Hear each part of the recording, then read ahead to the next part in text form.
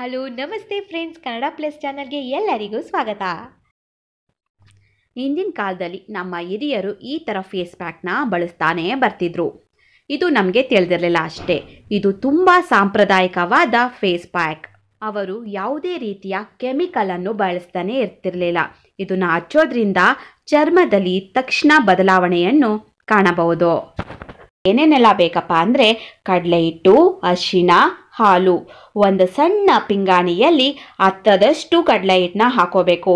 ಅದಕ್ಕೆ 1 ಚಿಟಿಕೆ ಅರಿಶಿಣ ಮತ್ತು ಹಾಲು ಹಾಕಿ ಅದನ್ನು ಪೇಸ್ಟ್ ಮಾಡಿ, ಹಾಲು ಬೇಕಾದಷ್ಟು ಮಾತ್ರ ಹಾಕಿ. ಅತಿಯಾಗಿ ಹಾಕಿದರೆ ಅದು ತೆಳುವಾಗ್ಬೋದು.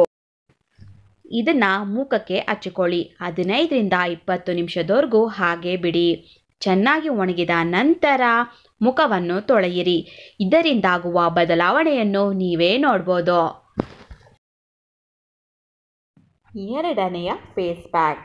ಈ ಫೇಸ್ ಪ್ಯಾಕ್ ತಿಳಿಯೋಕ್ಕಿಂತ ಮುಂಚೆ ನೀವು ಇನ್ನೂ ನಮ್ಮ ಚಾನಲ್ನ ಸಬ್ಸ್ಕ್ರೈಬ್ ಆಗಿಲ್ಲ ಅಂದರೆ ಈಗಲೇ ಸಬ್ಸ್ಕ್ರೈಬ್ ಮಾಡ್ಕೊಳ್ಳಿ. ಅಲ್ಲೇ ಇರುವ ಬೆಲ್ ಐಕಾನ್ನ ಪ್ರೆಸ್ ಮಾಡ್ಕೊಳ್ಳಿ ನಮ್ಮನ್ನೆಲ್ಲ ವಿಡಿಯೋ ಅಪ್ಡೇಟ್ಗೆ. ಈ ಫೇಸ್ ಪ್ಯಾಕ್ನ ಹೆಚ್ಚಾಗಿ ಸ್ಪ್ರಾಗಳಲ್ಲಿ ಬಳಸ್ತಾರೆ. ಈ ಫೇಸ್ ಪ್ಯಾಕ್ ಹಚ್ಚೋದ್ರಿಂದ ತಕ್ಷಣವೇ ಪರಿಣಾಮಗಳನ್ನ ನೀಡುವಂತಹ ಫೇಸ್ ಪ್ಯಾಕ್ ಇದು.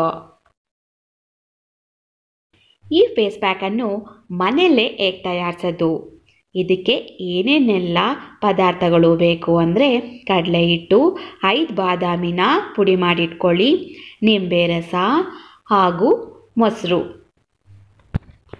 ಮಾಡುವ ವಿಧಾನ: 1 ಟೇಬಲ್ ಸ್ಪೂನ್ ಕಡಲೆ ಹಿಟ್ಟು, ಬಾದಾಮಿ ಪುಡಿ, ನಿಂಬೆ ರಸ ಮತ್ತು ಮೊಸರನ್ನು ಹಾಕಿ ತೆಳುವಾಗಿ ಮಿಕ್ಸ್ ಮಾಡಿ ಅದನ್ನು ಮುಖದ ಮೇಲೆ ಲೇಪನ ಮಾಡಿ 15ರಿಂದ 20 ನಿಮಿಷ ಹಾಗೆ ಬಿಟ್ಟು ಚೆನ್ನಾಗಿ ಒಣಗಿದ ನಂತರ ಮುಖವನ್ನು ತೊಳೆದುಕೊಳ್ಳಿ.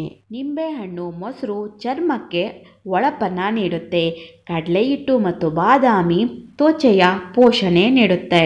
ನಮ್ಮ ಮುಖ ಸುಂದರವಾಗಿ ಹೊಳಿತಾ ಕಾಂತಿಯುತ ಆಗಿ ಕಾಣಿಸುತ್ತೆ. ಒಮ್ಮೆ ನೀವು ಟ್ರೈ ಮಾಡಿ.